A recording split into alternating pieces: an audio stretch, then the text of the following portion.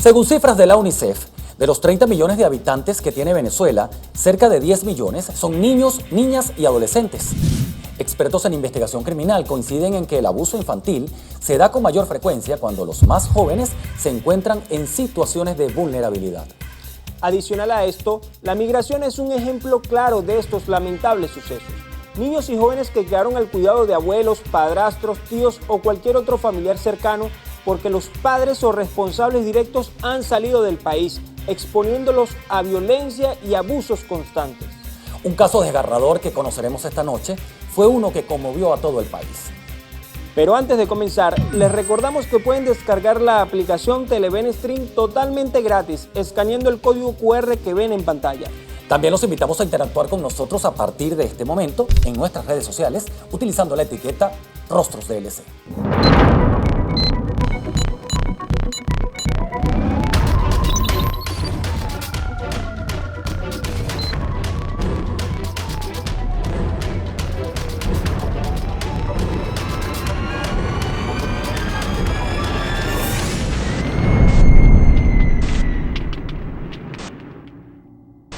Rostros del Crimen está apegado a hechos estrictamente reales. No hay recreaciones ni dramatizaciones. Sus protagonistas hablan desde el rigor del suceso.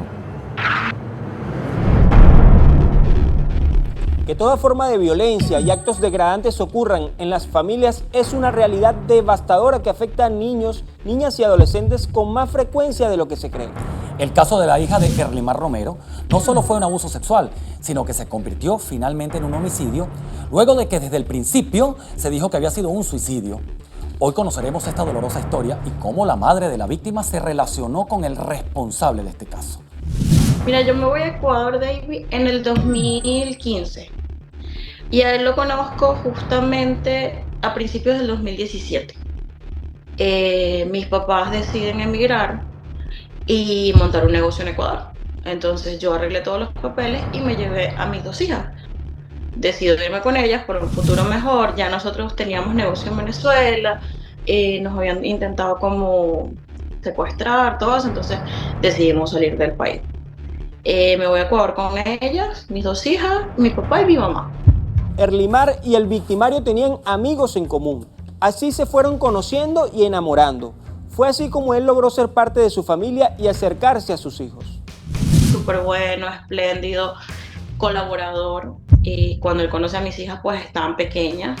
Y bueno, compaginó muy bien con mi familia. Yo vivía con mis papás. A los meses decidimos vivir juntos. Él se mudó a mi casa, o sea, con mis padres. Él tenía la habitación conmigo, mis hijas tenían una habitación y mis papás otra. De hecho, Erlimar conoce al señor en Ecuador. Se vienen a Venezuela en la pandemia, con la pandemia. Aquí en Venezuela inclusive se casan, ¿ok? En ese momento los papeles era más difícil sacarlos. Como ya Erlimar tenía visa, ¿verdad? Deciden entre ellos dos y la familia de que se fuese ella primero para ya tramitar un asilo, ¿verdad? Para tramitar la permisología necesaria para llevárselos a todos. Mayores tiene 21 años actualmente. En ese entonces cuando él llega, ella tenía 15. Y obviamente ella como era la que más lo frenaba, pero no, la relación fue que ellos decían que él era su mejor amigo. Con eso te digo todo. Okay. Las llevaba al colegio en la mañana, yo iba y las buscaba, ellos llegaban y pues ya yo tenía todo listo porque nosotros teníamos un restaurante. Entonces él trabajaba en el día y en las noches, ya en la tarde que yo buscaba a las niñas, todos iban conmigo al restaurante, no sé qué, hacer una dinámica igual, los fines de semana siempre estaban conmigo en el restaurante, siempre compartíamos todo. Y en ese momento que yo le hice el divorcio a él, la persona con la que yo conversé me dijo que él era una mala persona. Me dijo que le gustaba pegarle a las personas, a las mujeres. Te puedo decir que a veces tenía unos cambios de humor muy, muy extraños, que de repente en ese momento uno lo asociaba, uno podía creer que era su forma de expresar sus enojos, pero ya con lo que pasó, ya yo por lo menos analicé que esa persona sí tenía unos problemas. La madre explicó que no dejó a la pequeña con su familia paterna porque la niña no sentía comodidad ni cercanía con ellos. Al contrario, el padre biológico nunca estuvo presente en su vida. Porque él nunca estuvo, o sea, él nunca se hizo, el papá es mi papá. Ese hombre, o sea, literal, el único tiempo que dejó fue cuando se fue, que se vino a los Estados Unidos. Pero mi papá siempre me ayudó, estuvo presente. Bueno, ese era su papá, ella su debilidad era mi papá. Desde el primer día que nació hasta lamentable el día que se fue, ella siempre fue mi hija. Fue como decir la tercera nieta que yo crié, pero para mí fue algo muy especial. No porque mi hija no esté ahorita aquí, lo que sucede es que el carácter, su forma de ser, era muy, muy, muy hermosa. Ella era conmigo para arriba, para abajo. Aún así, no estaba en los planes de la madre dejar a su hija con este hombre, su pareja de ese momento. Pero ella cuenta que fue la niña quien le insistió en querer quedarse en Guarenas con ellos, para no dejar solo a su hermanito. Tanto ella como mi hijo y él se iban a quedar en la casa que mis padres tenían ahí en Venezuela, en Cagua. Pero él tuvo varias diferencias con mis hermanas y él decide irse a Guarenas donde su mamá, que es la otra. En ese entonces, obviamente, yo le digo, tú te vas a quedar con tus tías y tu hermano, pues obviamente se va con su papá porque él es su papá y lo va a cuidar. Claro. 6 meses y me dijo, no, tú no puedes hacerle eso a mi hermano. Mi hermano acaba de cumplir 1 año, mi hermano lo trajiste desde Ecuador porque era una niña tan, ¿cómo te diría yo? Ella era como una señora en ese cuerpo, pues ella era una niña demasiado madura. Entonces ella me dice, tú no lo puedes haber traído y ahora lo vas a dejar sin ninguna de nosotras. Él va a llorar, mamá, no, yo me quedo con mi hermano. Ella quería estar cerca de su hermanito. No quería dejar solo el hermanito porque el hermanito lo que tenía era 1 año y medio. Y oficialmente Es hijo de este señor. José, el abuelo de la niña, la describió como una jovencita tranquila, que se dedicaba a estudiar y siempre estaba en constante comunicación con su madre. Era una niña muy tierna, muy amorosa. Y de verdad, yo compartí todos esos años con ella. La tengo aquí en el corazón y por eso es que me duele tanto que no esté aquí. Él la llevaba al colegio, él la buscaba al colegio. La niña no tenía amistad con nadie en el edificio. No le permitían salir. A la cierta hora de la noche, creo que 10 de la noche, 9 de la noche, le quitaban el teléfono, se lo apagaban. Por cuestión de que iba a estudiar al día siguiente, creo que estudiaba 2 o 3 días a la semana nada más por la cuestión de la pandemia.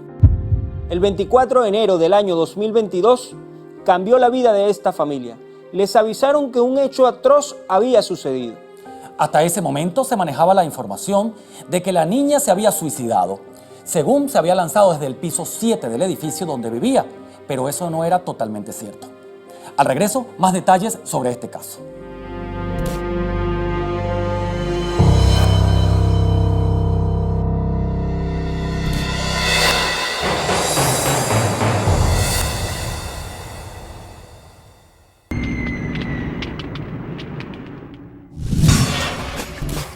Lamentablemente, una niña se convirtió en víctima de su padrastro, quien luego de cometer el atroz crimen no fue capaz de comunicarse con su esposa y darle la noticia. Fue una comadre de la madre de este hombre quien llamó a la abuela de la niña y sin mayores detalles le dijo que había tenido un accidente y que se había lanzado por una ventana del apartamento.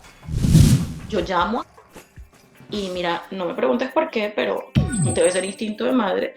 Yo le dije, yo no sé qué le hicieron a mi hija, pero lo que lo hayan hecho me lo van a pagar. Ya yo voy a Venezuela. Inmediatamente, obviamente me desequilibré muchísimo. Claro, pero lógica, porque es un golpe contra tu hija, imagínate. Destrocé, te voy a decir literal, le destrocé una parte del apartamento a mis papás. Pero me paré, me sequé las lágrimas y le dije, ¿sabes qué? Cómprame el primer vuelo que salga ya. Llamó después una segunda vez y yo le dije, si tú le hiciste algo a mi hija, me las vas a pagar. Porque una vez a mí me entró por la cabeza. Yo le dije a mi esposa, no se pudo haber suicidado. No era una niña para tomar una decisión de eso. Segundo, nosotros hablamos con ella ese mismo día y estaba tranquila, todo eso. El último mensaje para la mamá fue un mensaje amoroso, no un mensaje de una persona que se va a quitar la vida. Yo nunca lo creí, porque era una niña, o sea, no porque yo la conociera, pero es que era imposible, era imposible. Yo dije que hay algo más, pero bueno, Esa misma noche, primero tranquilizando a las demás muchachas, ellos logran irse como a las 3:30 de la mañana, se van las hermanas de Erlimar. Frente a un supuesto suicidio, palabras utilizadas por quienes estaban en el lugar del hecho, las hermanas de Erlimar y sus esposos notaron que no existía ninguna expresión de dolor o sufrimiento por lo ocurrido. Yo te voy a decir algo, él nunca lloró. Él nunca mostró un sentimiento de dolor hacia esa muerte de la niña. Nunca, ni la mamá tampoco. La mamá lo que hacía era hablar por teléfono.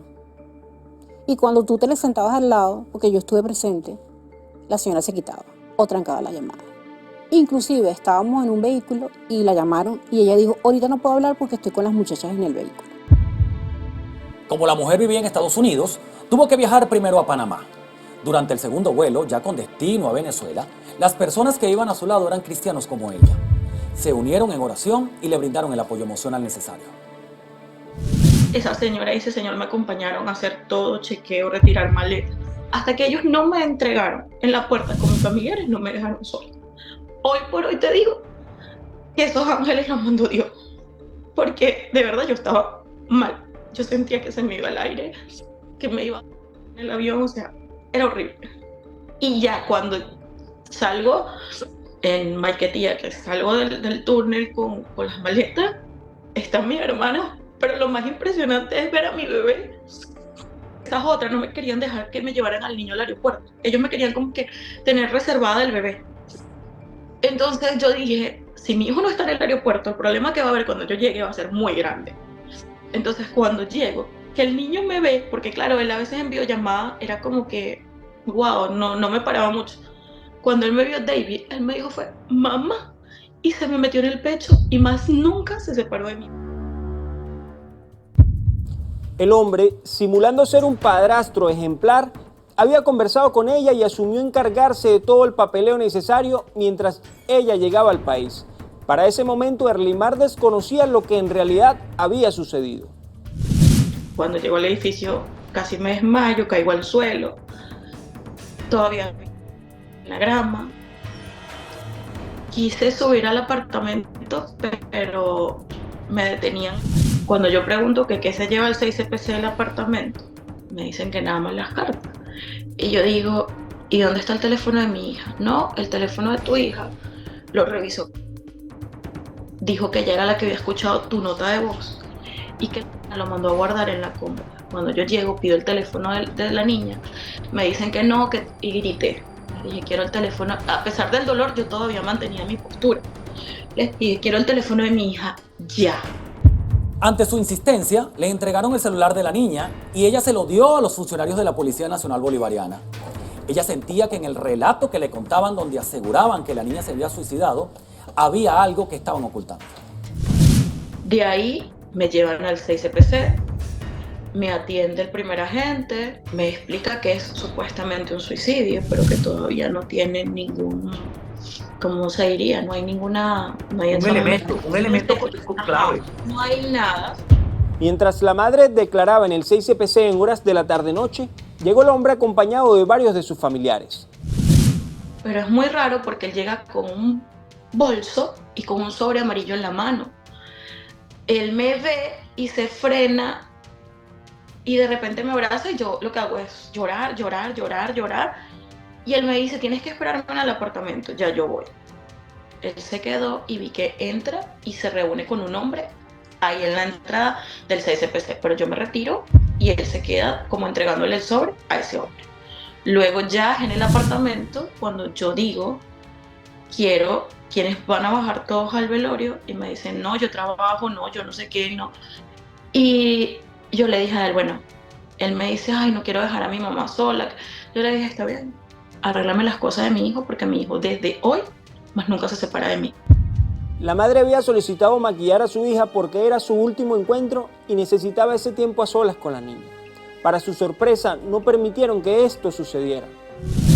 Y es cuando empezó a ver que se acercó una sola vez al ataúd y eso como que agarrarme por detrás. Yo nunca lo veía llorar. Siempre se sentaba afuera, se apartaba porque la llamaban muchísimo por teléfono. Ellos, todo era el niño, querían como que el niño Y hubo un momento que les dije, ya va, es mi hijo. No, no, ya, lo que usted, porque él me dijo, pero es que yo soy el papá y yo lo cuido. Le dije, no, yo soy la mamá. Yo lo parí y ya yo llegué. Gracias por lo que hiciste, pero es mío. Y o sea, ¿sabes? Porque era como que yo veía como que era un apego al niño, o sea, una cosa que yo no entendía.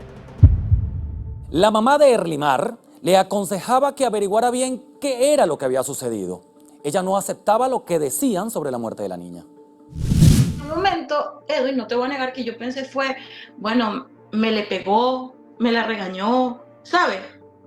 Nunca llegar al extremo de yo pensar que había abusado de ella, o sea, jamás. Yo dije fue, algo me lo hicieron y algo pasó esa noche, pero nadie me dice qué, porque una versión daba otra, entonces era, ¿sabes? Muy, muy complejo. Obviamente yo en mi dolor, yo solo quería estar al lado de la tumba de mi hija, porque no sé, el que haya pasado por un entierro, por un duelo, cuando tienes al familiar allí, es como que todavía está contigo. Yo estoy acostumbrada a trabajar con hombres, pues. Y yo, desde mi punto de vista, te voy a decir algo. Él llegó en chores de playa y una franela de playa, una camisa de playa. Yo dije, cónchale, será que viene para la playa. Pero no dije más nada. Y le dije, ¿sabes que si a la niña le pasó algo, se va a saber? Yo se lo dije, yo lo enfrenté. Yo la velé en mi casa, en la casa donde ella nació, donde ella se crió. Y estaba en la sala y yo me quedé en el cuarto de mis papás para que me diera hacia el frente de ella, o sea, verla tú. Y yo me quedé dormida y de repente sentí que me acariciaron la frente así como ella me lo hacía. Y yo fue lo que pegué el grito y me paré. Y bueno, o sea, ¿qué te puedo decir? Si había conductas que yo no veía bien, pero mi dolor de madre estaba enfocada en ella, pues. La integridad, seguridad y calidad de vida de un niño debe ser una prioridad en sus padres o sus cuidadores. En la próxima parte conoceremos más detalles del caso y cómo las autoridades actuaron.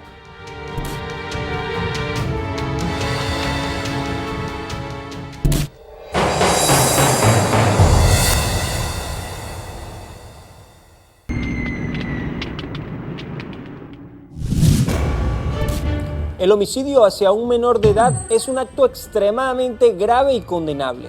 Se considera un crimen atroz debido a la vulnerabilidad y la inocencia de los niños.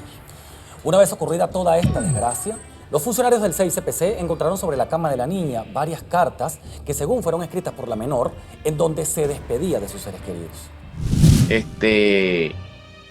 No, al leer las cartas nosotros nos dimos cuenta y la contextura como escribía de una vez mi esposa dijo, esta no está escribiendo. Tenía algo muy malo. Ella escribía bien, pero ella no tenía veracidad con su gramática. Ella no ponía comas, no ponía puntos, no ponía acentos. La carta estaba con comas, con puntos, con acentos. Y yo, no, gorda, esto no lo hizo. Mi esposa me decía, esto no lo hizo. Jamás ni nunca lo hizo. La carta que le colocó a él, como le decía yo a mi esposa, mira lo que puse, que había colocado que a él sí le llamó papá porque ella no tenía quien llamarle papá. Por Dios, siempre me decía a mí, tú eres mi papá y eres lo más grande que yo tengo. Porque la relación conmigo era súper, súper grande. Se logró comprobar después que las cartas las hizo fuera, criminalísticamente. Se hizo grafotecnia tanto a los familiares de él que estuvieron esa noche allá. A ellos se les hizo en el laboratorio criminalístico de la Guardia Nacional, número 43, que está en Caricuao. En ninguna de las cartas decía, me voy a matar por tal cosa. No, sino despidiéndose, perdóname, te quiero mucho, cosas así era lo que decía. Se utilizaron cuadernos de la niña, se comparó con los cuadernos de la niña, se comparó con una pancarta, también con otras, las escrituras de ellos, y dio como resultado de que las cartas las había escrito el señor. Según el relato de varios testigos familiares del hombre, expresaron que nunca se dieron cuenta de lo que ocurría con respecto a la niña. Sin embargo, había rumores de que él la abusaba. Dentro de su declaración, realmente ellos no aportan nada como tal, porque ellos dicen, me imagino yo que para no meterse en problemas, que ellos no escucharon nada, Aunque hubo muchos rumores, ¿verdad?, de que decían de que a la niña él la abusaba y que inclusive habían escuchado gritos. Pero en el momento de la declaración, la gente no dijo nada de eso. Es más, fueron otros testigos, amigos de estos condenados, y dijeron todo lo contrario. El fiscal que estuvo frente a este caso solicitó que se iniciara una investigación en contra de una de los testigos, quien adulteró sus testimonios diciendo que la niña había impactado sobre un toldo ubicado en una de las ventanas del apartamento de la parte baja. No había ningún toldo debajo. Esa era una ventana que fue hecha, ¿verdad? Aparte de todas las ventanas, modificaron ese apartamento, esa ventana. Debajo de esa ventana no hay ninguna ventana, sino del lado derecho como un metro más allá o un metro y pico, igual del lado izquierdo, mucho más allá. Entonces, en ningún momento pudo haber pegado de... Esa testigo, por ejemplo, dijo eso, que ella había escuchado el golpe, que inclusive había visto el toldo doblado, se verificó todo eso y era mentira. Cuando la antropólogo forense hace la planimetría, con su parábola, su investigación científica, como ella lo llama, ella demuestra de que debajo de la ventana no había nada con lo que la niña pudiera golpear. Y que la niña había sido defenestrada, ¿verdad? Defenestrada es que fue lanzada, que no se pudo haber lanzado. Con todo el proceso de investigación, se logró determinar que la niña había sufrido muchos signos de violencia antes de su trágica muerte. La niña tenía más heridas pre-mortem que post-mortem. Tanto que inclusive tenía una fractura en el cráneo del lado derecho, ¿verdad? Que eso la puso como en estado agónico, ¿ok? Cuando fue defenestrada. Por supuesto, ella no pudo haberse lanzado, porque ¿cómo se lanza una persona que está desmayada? ¿Cómo se lanza una persona que está prácticamente con muerte cerebral? Después, cuando se hace la planimetría, que se hace el luminol, que se hace la datiloscopia, todo ese tipo de pruebas, se logra demostrar de que había con el luminol y de que había un sitio del suceso. Así, o sea, criminalísticamente se comprobó eso. La madre y la tía de la niña, quien también fue la abogada en este caso, expresaron que fueron varias las pruebas científicas que se realizaron en la unidad criminalística de la Guardia Nacional para poder determinar qué era lo que había ocurrido ese día. Sus expertos, que son los antropólogos, el grafotécnico, la que hace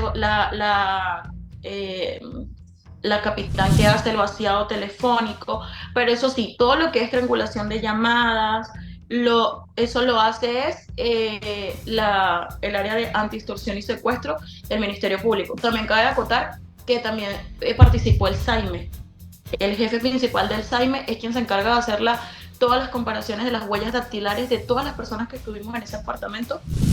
La planimetría, el luminol, porque eso fue el mismo día. Esas pruebas se hicieron el mismo día, se hicieron de noche.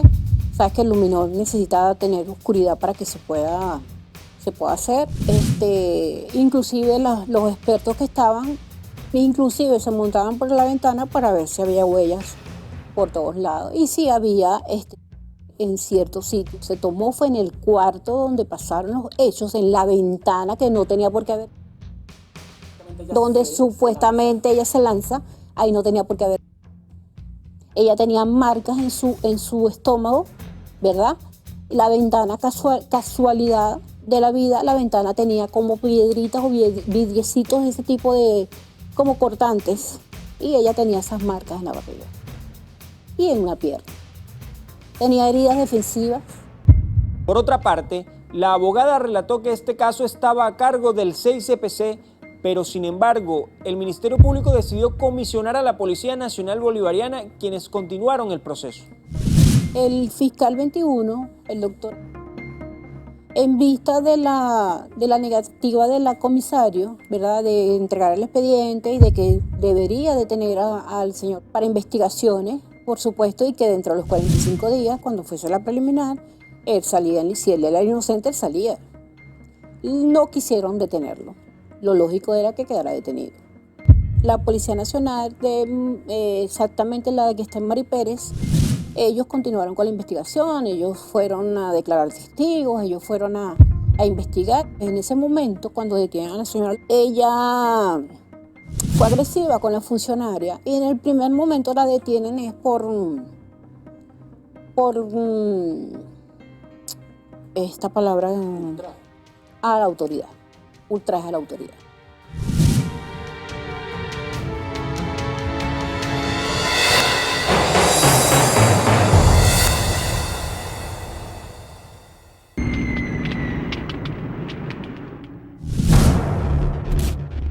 La familia de la víctima del terrible suceso que hemos relatado hoy depositó su confianza nuevamente en la justicia y en que su caso no quedaría impune.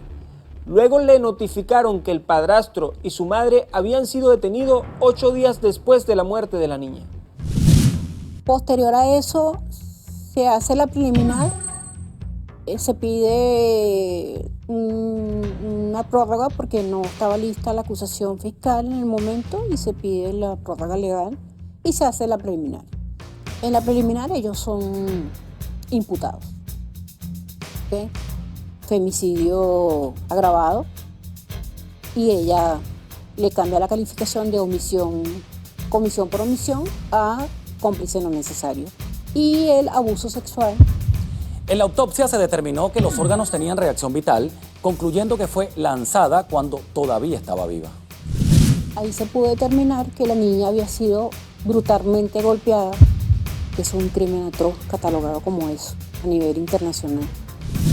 Fue golpeada en la cabeza, fue abusada con ese objeto, se defendió, tenía marcas de defensa en los brazos. Erlimar Romero se enfrentaba regularmente a los acusados en este hecho y a su abogado cuando acudía a los tribunales, sintiendo miedo por las amenazas que recibía por parte de ellos. Es por esto que tuvo que regresar a Estados Unidos en diciembre y el juicio terminó en junio. Yo estuve en todo, o sea, te puedo decir, yo siempre estuve en el tribunal, en todas las sesiones que habían. Tú no sabes las veces que no hubo sesiones, que yo lloraba de impotencia. Pero para mí era muy frustrante porque estaba luchando con eso y aparte con la persecución de la familia. Él se dio la tarea de hostigarme por redes sociales, a mi casa llegaban carros con vidrios ahumados que yo no entendía. Llegó al extremo de pagar en la lona de Cagua, mandarme gente para que averiguara si mi hijo estaba bien, si mi hijo estaba abandonado. Cuando me acerco a la lona, voy a tribunales de menores en Maracay, me dicen que no hay nada abierto a mi nombre, que no hay nada abierto al nombre del niño. Erlimar era amenazada y acosada con frecuencia por parte de allegados a esa familia y le hacían creer que le quitarían a su hijo. Pero ella había gestionado el divorcio en un tribunal de Maracay. En medio de su proceso, el hombre solicitó a la jueza firmar el divorcio con la única condición de que el abuelo paterno conviviera con el niño. Y la juez le dijo, no, ya va. Las convivencias son entre padres, o sea, la madre y usted que es el padre. Usted está detenido, lamentablemente, usted no tiene derecho a la convivencia. Su familia tampoco. Antes de retornar a Estados Unidos, Erlimar realizó trámites legales, fue a tribunales y dejó un poder para que su hijo estuviera con él. Una situación dolorosa fue que 4 días después del crimen le entregaron el pasaporte de la niña, ya que 2 semanas más tarde estaba planeado el viaje familiar que nunca llegó. Por eso es que porque como me explica ya Fiscalía y a las conclusiones que han llegado, ya él sabía que la niña venía para acá, yo me iba a enterar de todo. Por eso es que él planea algo tan macabro, porque es algo planeado, las cartas, las escrituras, las fechas, todo, y quedó comprobado científicamente que la escritura es de él. Inicialmente, el victimario se mostraba pasivo y negaba su culpabilidad, pero a medida que avanzaba el juicio, su actitud cambió volviéndose más altanera. Cuando los declararon culpables y fueron condenados a 30 años de cárcel, la pena máxima, con pruebas contundentes comprobados científicamente, Erlimar sintió la justicia, aunque el dolor de no tener a su hija siempre la acompañara. Ese día lloré mucho. Le dije, lo logramos, aunque eso no te va a devolver. Y dije, no, no es lo que ellos merecen. Pero bueno, es lo que las leyes venezolanas dan. Sentí como un respiro, pero también sentí mucho dolor porque dije, ¿en qué momento nos destruiste la vida? ¿Por qué? ¿Por qué no yo? O sea, siempre, y si en una oportunidad se lo dije en el tribunal, ¿por qué no yo? ¿Por qué ella? O sea, si querías descargar rabia, si tenías algo en contra de mí, lo que fuera, porque yo no lo hiciste conmigo, porque mi hija.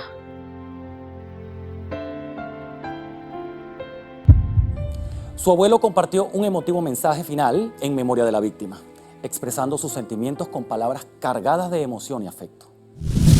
Que Dios ponga en manos de las personas que quieren hacerle daño a otro ser, que piensen que la vida es algo que es lo más importante que tenemos cada ser humano y que no podemos arrebatar. Nadie tiene el derecho de arrebatarle la vida a nadie, ni a una persona grande y menos un niño. Ella siempre sabe que yo la amo, que todos los días ella lo sabe. Que lástima que de verdad, hija, yo no estuve ahí, porque hubiera sido otra la historia.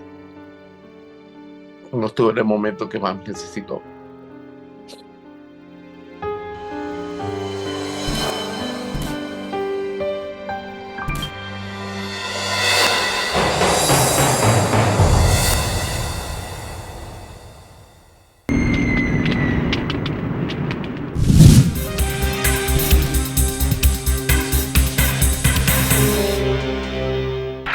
El homicidio y abuso sexual a menores de edad son crímenes atroces que afectan a la sociedad en su conjunto.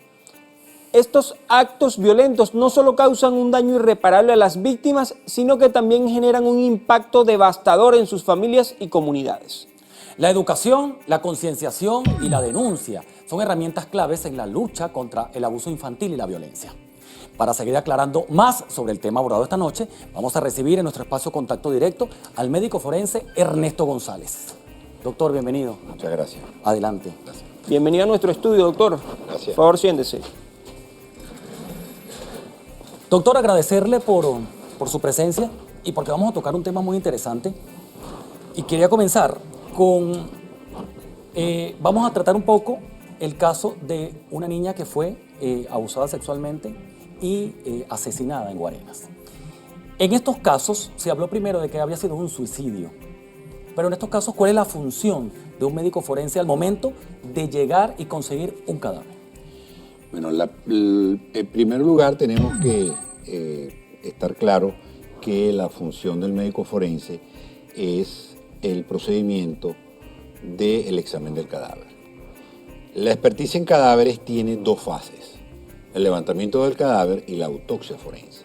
El levantamiento del cadáver lo va a hacer el médico forense y debería o debe asistir, según establece la ley, al sitio del suceso y hacer el examen del cadáver in situ, es decir, en el sitio donde aconteció la muerte.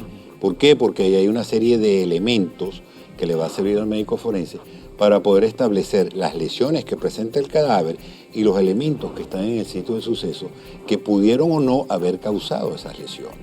Entonces, lo primero que hace el médico forense es establecer, por supuesto, que está ante un cadáver, que la persona falleció, como es lógico, y luego proceder al examen del cadáver. El sitio del suceso tiene una forma de abordaje. En primer lugar, va a ir el personal de técnica policial o de inspecciones oculares, que son los que van a hacer el levantamiento del sitio del suceso para establecer dónde están los elementos de prueba. Después que esos elementos están fijados, se hace la colección de esos elementos, el envasado y el envío al laboratorio para un posterior análisis.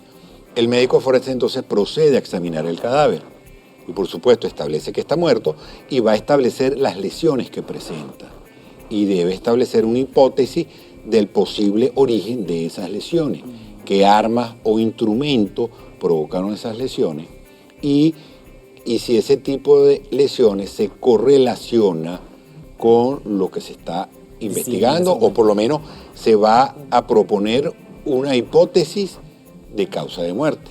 En medicina legal tenemos 3, accidental, suicidio y homicidio. El caso que presentamos esta noche es exactamente lo que usted acaba de explicar. Una niña que fue abusada, golpeada y después fue lanzada en vacíos en piso 7. Desde un principio se ha hablado de suicidio. Y ahora mi pregunta es, usted como experto forense, si llega al sitio y se dice, no, es que la niña se suicidó, ¿es posible que usted, experto en la materia, pueda determinar elementos que le digan, esto no fue suicidio? Hay varias circunstancias. A veces, a priori, uno establece una hipótesis sobre la causa de muerte en base a los hallazgos. Vamos a ponerle la primera hipótesis. Yo lanzo a la persona viva, ¿ok? Yo la empujo. Estoy arriba en el balcón, en la terraza, forcejeo, la empujo, la persona cae al vacío. Esa persona está viva. Cuando esa persona cae, va a tener lesiones de caída de altura. Yo no puedo decir por el hecho de ser una caída de altura si él se lanzó o lo lanzaron. Eso no lo puedo saber. Ahora, si hubo una pelea previa, forcejeo, golpes. O un empujón de repente que le haya dejado una marca en la espalda o algún tipo de... Exacto, entonces tú vas a conseguir cosas que te van a ayudar a sospechar. La persona se va a lanzar, se monta, si hay una pared, se monta en la pared o se monta en la baranda, va a hacer una serie de movimientos y de marcas en la pared, en la baranda, de que se está moneando para hacer eso, ¿ok? Ahora, si yo agarro a la persona, la levanto y la lanzo, no voy a dejar esos elementos allí. Eso lo va a hacer la criminalística, no lo va a hacer el forense, ¿no? Ahora bien, como te digo, yo lanzo a la persona viva, entonces va a tener lesiones de caída de altura. Cuando yo evalúo el cadáver y el patólogo hace el cadáver, sí, hay las lesiones características de caída de la altura. La persona cayó viva.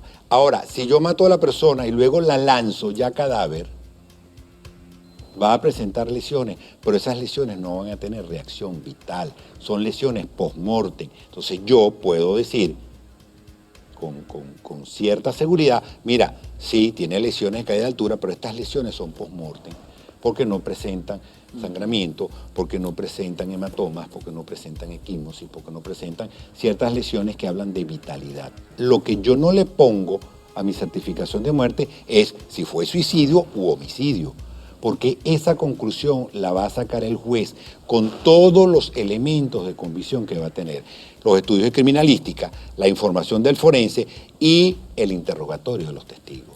Entonces allí ya, como dices tú, se encienden las alarmas. Entonces, esta niña se suicidó porque la violentaron y decidió lanzarse, o la violentaron y después decidieron lanzarla para que no hablara. Ahí es donde está la pregunta. Y esa pregunta la resuelve la investigación. Eso fue lo que pasó. Opción B, y fue resuelto por la jueza. Doctor, en nuestro espacio, bueno, tenemos muchísimos mensajes que nos llegan y queremos compartir 2 con usted. El primero que le voy a leer para que usted oriente, porque es importante tener especialistas aquí. Dice: soy madre de una niña y siento que desde hace días actúa de forma extraña.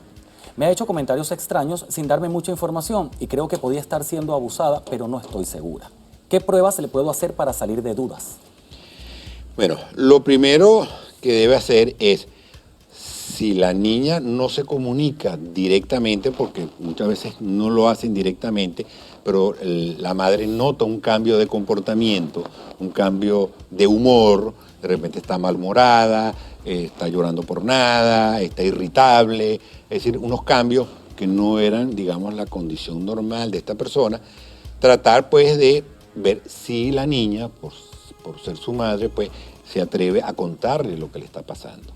Muchas veces debemos entender que estas niñas son abusadas por personas del mismo entorno familiar, porque así lo dicen las estadísticas. Las estadísticas dicen que el 70% de los abusadores sexuales están en el entorno familiar. Es muy importante. Entonces, lógicamente, esta niña puede estar amenazada y si tú hablas, yo te mato a ti, mato a tu mamá, y mato a tu hermano, y mato a todo el mundo. Entonces, la niña se va a sentir miedo de decir algo. Quizás una segunda persona, como pudiera ser un psicólogo o el pediatra, pudiera abordar un poco mejor a la niña. Doctorísimo, agradecido con usted. Sus redes sociales, gracias, por favor, porque lo importante es que usted tenga mucha... @ErnestoGI. ¿Arroba? ErnestoGI. Exacto. Así mismo, nosotros de esta manera hemos llegado al final de nuestro programa por esta noche. Vamos a agradecer siempre su fiel sintonía. Los invitamos a que nos hagan llegar dudas y comentarios enviándonos un mensaje a través de nuestro correo electrónico rostrosdelcrimen@gmail.com. También se puede conectar con nosotros a través de nuestro Instagram @rostrosdlc. Si usted quiere interactuar conmigo, lo puede hacer a través de mi cuenta de Instagram y TikTok @soy David Ramírez. Y la mía, @OmarRostrosDLC. La cita es el próximo martes, cuando nuevamente nos sentemos frente a frente con los rostros del crimen. Paisajes hermosos donde se sustenta el crimen. Hermanos se atacan entre sí con proyectiles. Tensión en la situación, se sobrevive dando mucho más de lo poco que recibes. Mueren jóvenes, su madre llora. Plegarias no callan el cantar de la flor. Y las generaciones se pierden con el paso de las horas. Y ahora, unos son presas y otros devoran. Calles de sorpresas como la caja de Pandora, donde mantengo la esperanza a pesar del diluvio. Y la superación y el estudio como refugio. Sigo caminando en estos suelos sin que me detenga el miedo. Mis palabras son reflejos, entiendo lo que siente el pueblo porque soy parte de ello. No importa color ni pensamiento, es el mismo espejo. Voceros de los que quedan, también de aquellos que partieron. Unidad es lo que quiero, espero.